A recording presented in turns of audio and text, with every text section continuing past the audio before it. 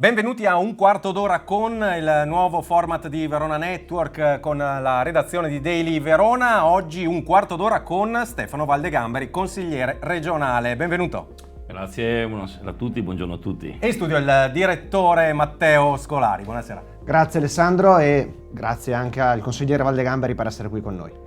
Partiamo subito con la fine della legislatura che bene o male verso l'autunno arriverà, non c'è ancora la data precisa, 5 anni ma forse anche di più per Valdegamberi in regione. Qual è un bilancio così veloce di questi 5 e più anni?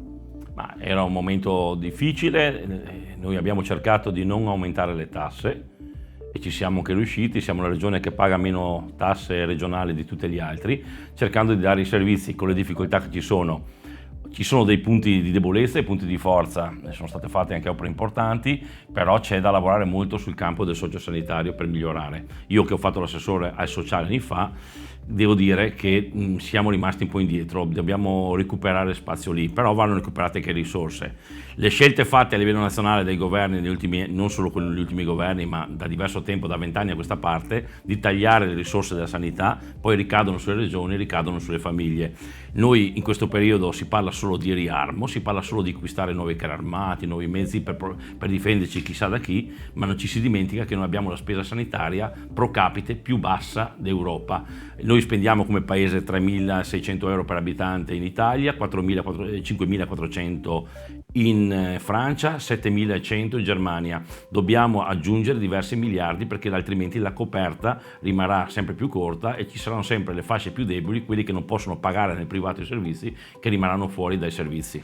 La sanità sicuramente è uno dei temi anche portato avanti dal presidente Luca Zaia, che ha segnato gli ultimi 15 anni di governo regionale, una figura anche amata ma anche divisiva. Cosa ne pensa di questa figura Zaia che ha segnato così tanto il Veneto? Zaia ha la natura del leader, lui si presenta bene, sa entusiasmare e quindi trascinare. Io credo che forse bisognerebbe un po' delegare un po' di più e lavorare un po' di più di squadra. E c'era bisogno di un assessorato per esempio al sociale e anche alla sanità, è stato tolto il sociale, c'è bisogno di aumentare una squadra che lavora, ma comunque non posso dare che un bilancio positivo, non è semplice, è facile criticare, alla fine ciò che mancano le risorse. Noi abbiamo cercato di non mettere le mani nelle tasche dei cittadini, potevamo risolvere tanti problemi aumentando qualche addizionale, prelevando 1 miliardo di euro come fa la Lombardia, come fanno altre regioni, ma questo è giocare facile prendendo i soldi dei cittadini. È più difficile cercare di dare i servizi, magari qualcuno con difficoltà, ma senza mettere le mani nelle tasche dei cittadini. Io credo che in questo, come ripeto, dovremmo avere più disponibilità delle risorse da parte dello Stato e decidere quali sono le priorità del paese a livello nazionale. In una popolazione che sta invecchiando, dove la non autosufficienza aumenta sempre di più, noi abbiamo circa 3.200.000 non autosufficienti oggi in Italia, ne avremo 4 milioni e mezzo entro 5 anni, ne avremo 5 milioni e mezzo entro 10 anni. Sono cifre veramente preoccupanti che richiedono più spesa sanitaria, più spesa sociale, impegno da parte delle famiglie sempre maggiore, famiglie che sono sempre più fragili, con giovani che entrano nel mercato del lavoro molto tardi, magari che hanno già difficoltà a mettere su famiglia loro, con le spalle poi i genitori da mantenere. È un sistema complesso dove lo Stato oggi lo Stato e le regioni che hanno un ruolo più attuativo, perché molti pensano che la sanità dipende dalle regioni. Vero, gestiscono le regioni, ma le risorse le mette lo Stato. A proposito, e questo è un problema. L'autonomia è uno dei temi cardine, la madre di tutte le battaglie, l'ha chiamata Zaia. È stato forse un po' smontato dalla Corte? Sì, ma è una madre che rischia di rimanere senza figli, poi se andiamo avanti così mi pare che non vedo più questa intenzione, continua è sempre più limitativo il contesto. Io sono stato quello che avevo fatto un progetto che ha provocato il referendum per l'autonomia anni fa, in maniera molto provocatoria, presentare un disegno di legge per l'indipendenza dal Veneto, perché ho detto bisogna rompere questo circolo vizioso che c'è. Non possiamo essere a Cenerentola d'Italia, quello che pagano più degli altri ricevono meno degli altri. Paghiamo anche di più, la solidarietà ci vuole, però almeno riceviamo al pari degli altri. Questo ha provocato come risposta un referendum per l'autonomia, il quale aveva grandi aspettative, ma mi pare che queste aspettative stanno sempre più affievolendosi sempre di più. Oggi che noi rischiamo di portare a casa un pugno di mosche se sono queste le prospettive e i tempi si dilatano sempre di più.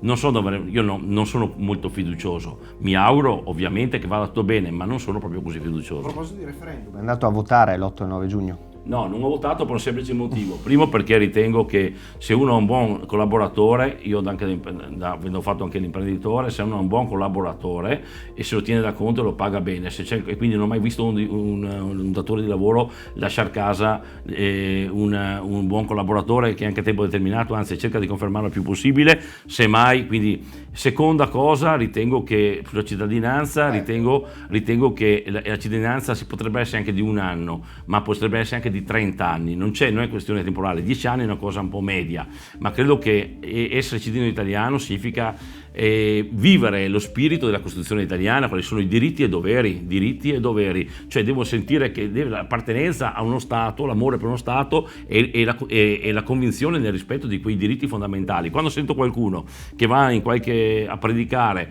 che lo Stato viene dopo la Chiesa o altre cose simili, faccio presente che nella nostra cultura cristiana la separazione Stato-Chiesa è già nel messaggio evangelico intrinseca, quando diceva date a Cesare quel che è di Cesare, da Dio quello di Dio, e c'è già la separazione tra i due poteri già nel messaggio evangelico. In altre culture, ahimè, non tutti concepiscono questo. Qualcuno pensa che un Stato e Chiesa sia un tutt'uno, e qualcuno pensa che la legge religiosa prevalga sulla legge dello Stato, e quindi c'è il diritto anche nel punire le donne, c'è una sottomissione, ci sono dei principi. Allora, chi non accetta i principi costituzionali non sarà mai cittadino italiano, a parte mia, può essere 10 o anche 20 anni. Quindi non è una questione temporale, è una questione semplicemente di sostanza. Bisogna trovare la formula giusta.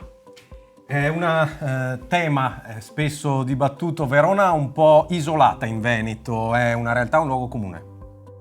Ma Verona è sempre stata una città che ha guardato sia Venezia, ma guarda anche Lombardia, il Trentino, in crocevia. Se guardiamo la storia, con i Scaligeri era centrale, Verona poi dopo i Scaligeri non è mai più stato. È stata una fase storica in cui tutto ruotava attorno a Verona, ma è stato l'unico momento storico quello degli Scaligeri.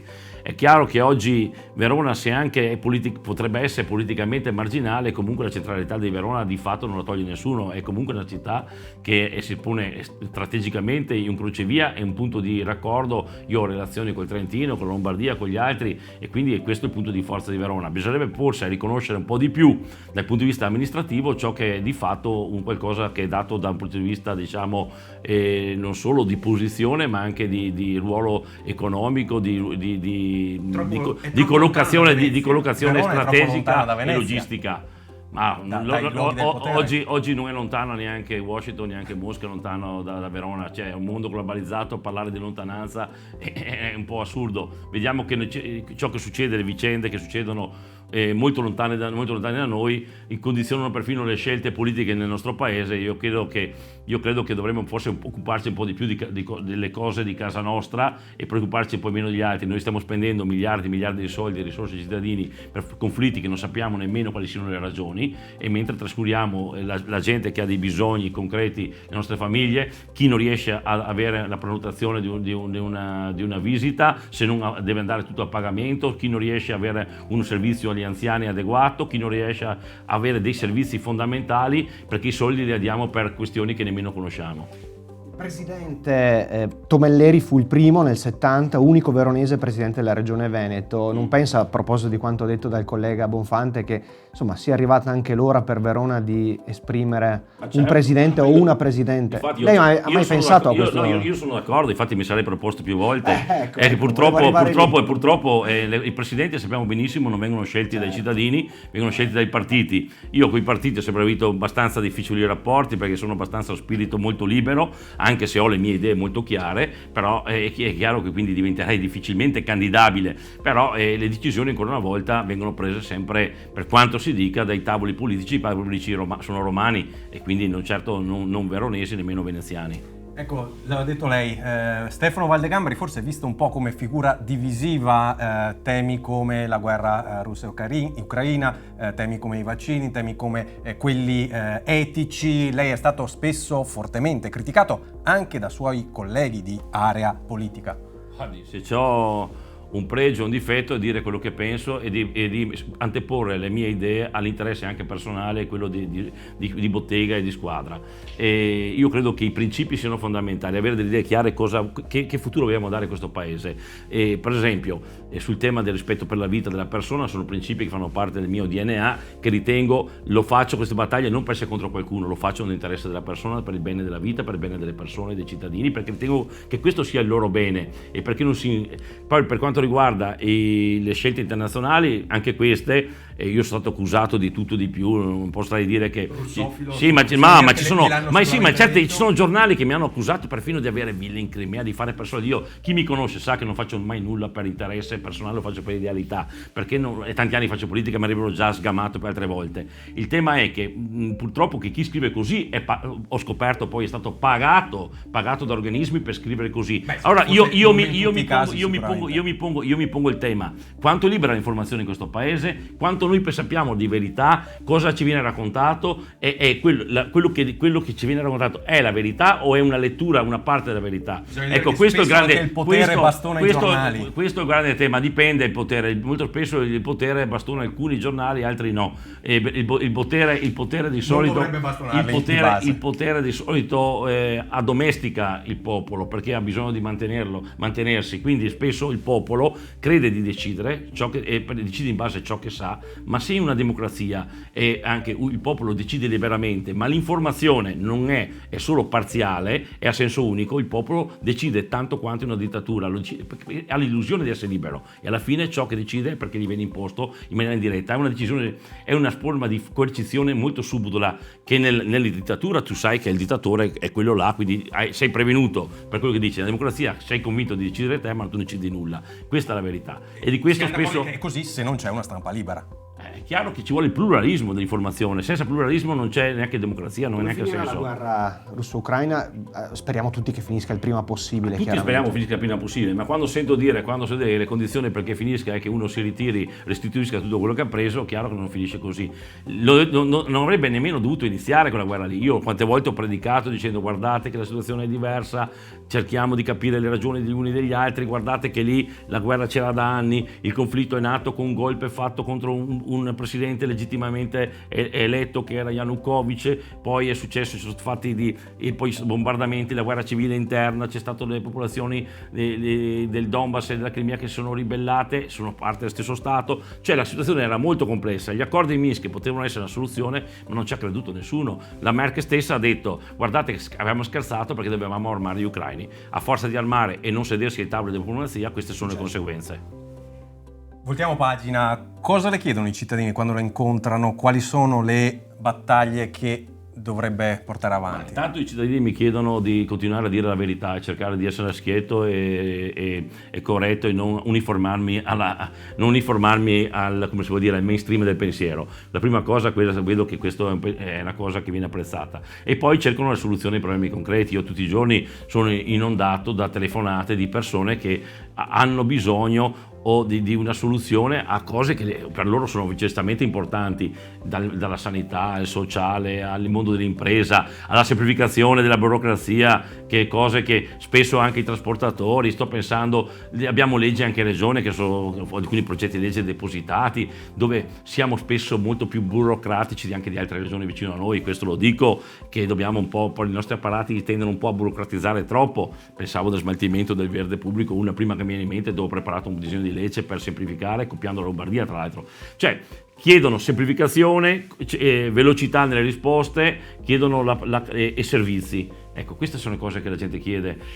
Poi è chiaro che è una macchina complessa, il mondo, la politica e la burocrazia, le istituzioni sono complesse, andrebbero semplificate. In questi giorni stavo facendo le battaglie per evitare la marca da bollo, per fare domande, per transitare in Lessinia, proprio in questi giorni, e nonostante tutto, bisogna passare dalla commissione, conferenza, regione, autonomie locali, dall'UNCE, dall'ANCE, da qua, da là, cioè, ma siamo noi che decidiamo quale regione, non possiamo togliere un adempimento puramente burocratico. Sembra una cosa impossibile, non sono riuscito a far passare questo emendamento, così manderemo centinaia di persone a fare con 2 marche da bollo, a fare autorizzazioni per andare nei campi a tagliare l'erba. Se questo è riformare l'Italia, poi andate negli studi televisivi a dire che siete contro la burocrazia, perché ve ne rimprovererò uno per uno.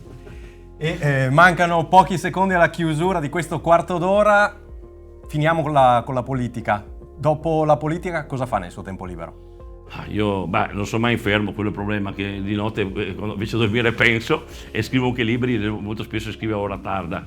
Diciamo che adesso, per esempio, la settimana prossima farò un salto alla Sorbona a presentare il mio ultimo libro sulla logica del suo linguaggio, che ho avuto con grande soddisfazione un'accoglienza da alcuni docenti universitari che hanno deciso che vada a fare una riedizione di un libro precedente a Parigi, che vogliono che vada su a presentarlo presso l'Università La Sorbona, e per me questa è stata una grande soddisfazione, perché credo che alla fine cultura e l'uomo non è diviso tra l'uomo politico e l'uomo di cultura, l'uomo che lavora, l'uomo padre di famiglia.